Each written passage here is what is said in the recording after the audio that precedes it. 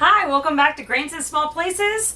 Today I want to show you all about my mill. So I've had some questions about what mill I use, what mill I recommend. I have had 3 different mills. So today I'm going to do a review on this. This is the Nutrimill Harvest Grain Mill, and it is a stone mill. So let's get into it.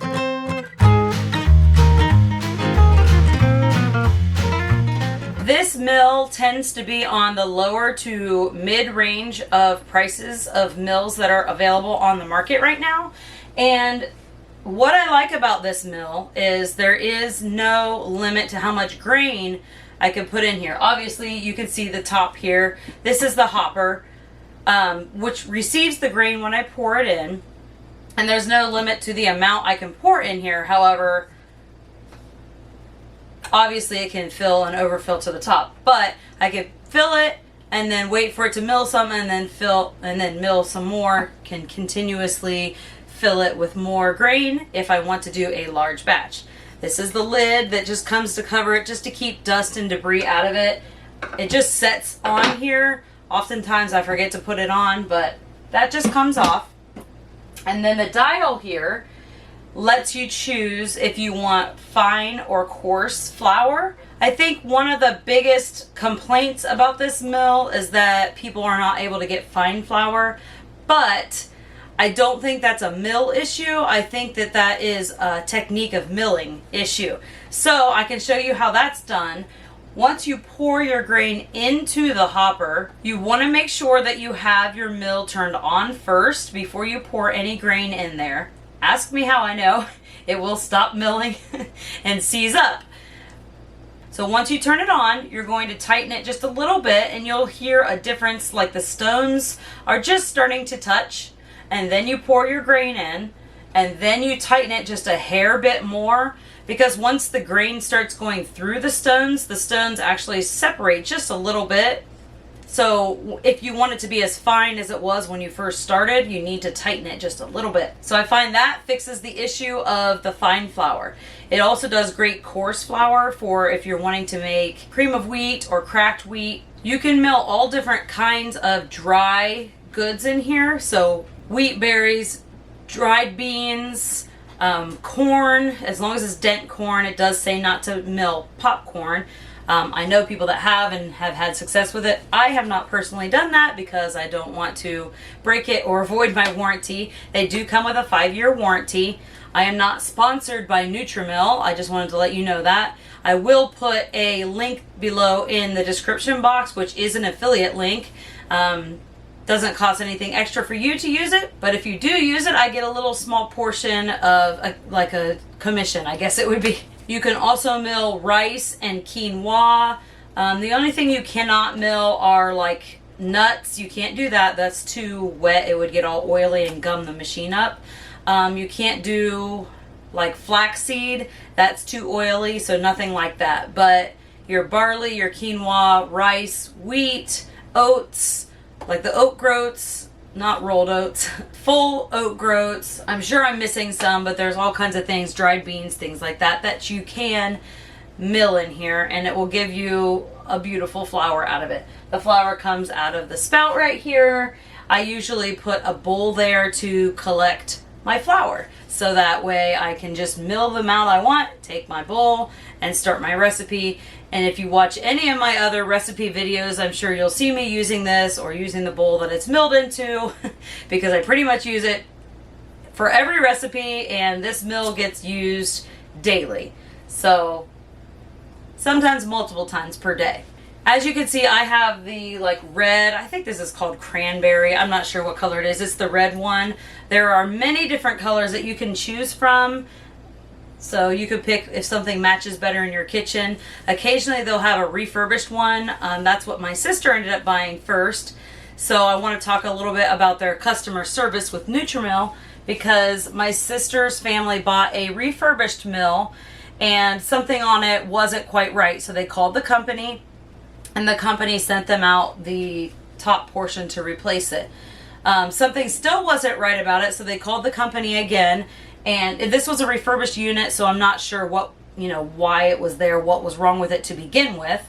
And they did get a discounted rate when they purchased it, but when they sent them the next one, they sent them a whole new mill. So I'm not telling you this because everybody should go out and try to get a new mill from a refurbished mill. I'm just letting you know that their customer service is quick, they are kind, and they do back their products, at least in my instances. So I want to talk about the two other mills that I've had. This one is my third mill. The first mill that I purchased was the KitchenAid mill, and that's the one that goes on the end of your KitchenAid mixer. That may have been what contributed to my mixer not working properly. I still use my KitchenAid for pasta, and occasionally I will make buttercream or cookies or something in it if my Bosch mini mixer is dirty or I'm using it for other recipes. So I still keep it on hand. I also love to use it for like the shredding attachment and stuff like that. So the mill that goes on the end of that, we had that for a short period of time because it started to make the motor get hot. And as I milled, I realized the motor of my KitchenAid was hot, and I was not going to be able to mill all my grain, then proceed to put it in and mix the grain because it would be overheated by then. So if you have one of those mills and you have more than one big mixer, that might be a good option for you. It is one of the lesser expensive mills out there. So it's a great one that you could start with if you're just wanting to mill just a little bit to give it a try. Or if you jump all in, there's this mill, or mills even more expensive. So that mill we ended up returning. It wasn't going to work for our family. We use this every day, and it's not going to give me, it takes a long time to mill the flour. It's a little bit more coarse when it's milled with that, so I found wasn't going to be a good fit for our family. So we then moved on to the Nutrimill Classic mill, and that mill is actually the mill that my mother-in-law has, and it's great for her. The reason that we don't have that mill anymore is because it was a lot bigger, a much bigger footprint than this mill. And you all know that I live in a small place. I live in an RV. We travel around the United States, and this is the amount of space that I have for a mill. This did earn its spot on my countertop, and we have command strips underneath of it, and that holds it as we travel around. We have not had an issue yet with it falling or anything like that, so that's great news. So we ended up having that mill for a little while. It mills wonderfully fine flour. It mills some pastry flour for you. It really is a good mill. It is a steel It is a steel plate mill, so it works a little bit differently than the stone mills do. And it makes a higher pitched noise, and there was something about that high pitched noise that in this small of a space I couldn't just leave the room and get away from it, or turn it on, walk into the living room or whatever, because my living room is right there. So the high pitched sound just was something that was a tone that I couldn't bear with, I guess, every day to do often. That mill is also owned by Nutrimill, so we contacted the company and talked to them, and we ended up deciding to go with this mill. So ordinarily, if you buy a mill from them and return it, I believe there may be a restocking fee, but because we were changing it out for this mill through the same company, they let us return that, gave us a full refund on the classic mill, and then sent us this Harvest. So again, props to their customer service. I think that they're a great company to work with, so that definitely has my vote. I will turn on this mill and let you hear what it sounds like. It's kind of a deeper, grumbling, stone grinding sound. It's not too bad. It is a little bit loud. We can still carry on a conversation if we elevate our voice level a little bit. But it doesn't take very long to mill the grain either, so we put it in there, we mill, and then we're ready to go. It's probably no louder than what my mixer is.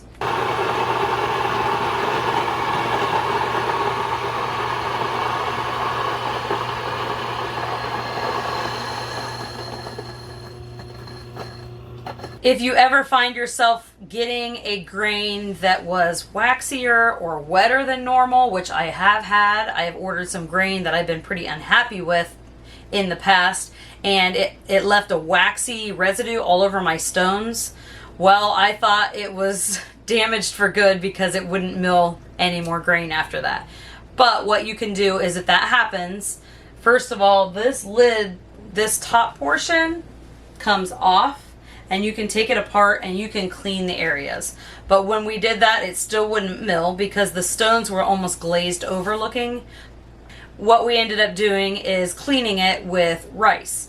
So they recommend to run about 1 to 2 cups of brown rice, just dry brown rice through here, and let it mill it all, and that cleaned the stones. And then it was good as new, and we never had an issue since. I ended up returning that grain back to the company. I'm not sure what happened with their shipping. So, and then I ordered another grain of it actually was a kind of spelt. So I ended up getting another brand of that I'm much happier with. And that way I always am kind of sticking with the grains that I know work and aren't going to mess up my mill. Also, it does a great job if I'm milling, say, a blend or a mix, and I want to mill like hard red and hard white, or soft white and spelt, or something like that together. I really just measure it out. I usually use my little scale here. I weigh them out in the grams that I'm looking for and pour it in there together. I don't just mill separately. I also mill as I need the flour. I don't mill it in bulk and store it anywhere. I want the most amount of nutrients that I can get out of it. So I want to mill and then I want to use it. If you are not able to do that, that's understandable. Everybody has a different lifestyle. Everybody bakes differently. So what you can do is mill it and put it in your freezer, and it'll last a good month or two without losing too many of the nutrients. If you're planning on using it in a day or two, you could mill it and then put it in the refrigerator, and then it's fine.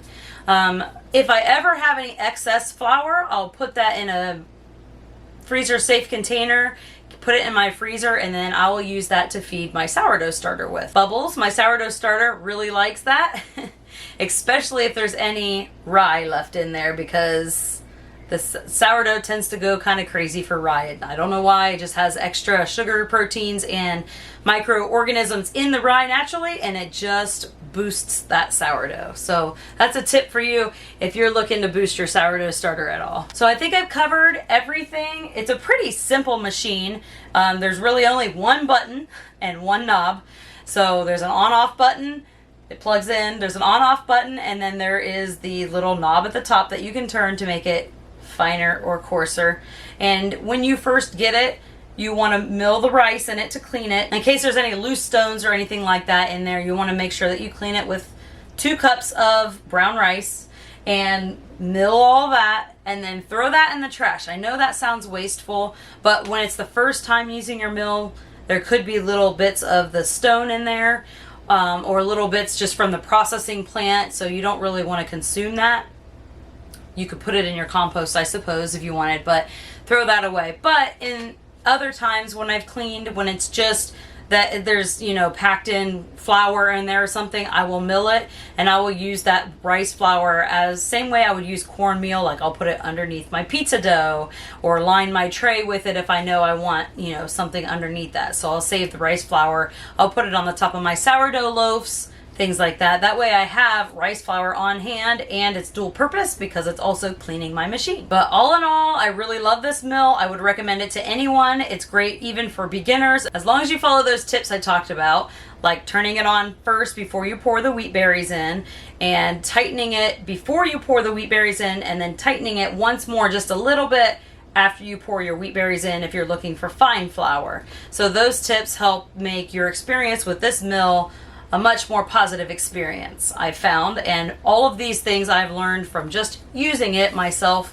and learning as I go. So I hope this review video was helpful to you. If it was, if you would consider giving it a like and maybe subscribing, that way I can put out more content like this. And also, if you go to my blog at grainsandsmallplaces.net, you can find all kinds of recipes, all based around fresh milled flour. So once you get your mill and you mill your flour, you know what to make with it.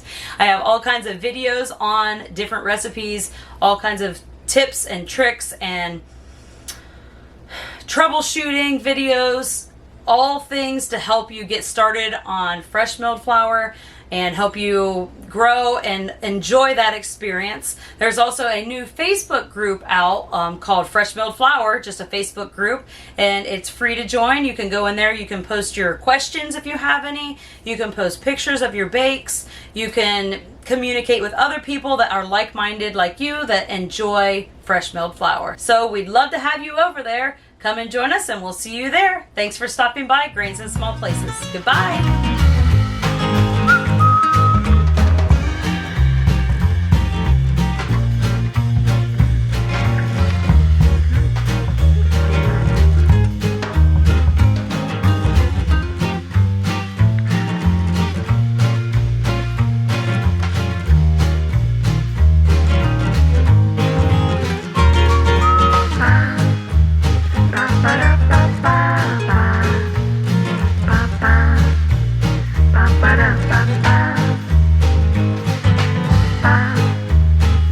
Ba-da-ba-da-ba-da.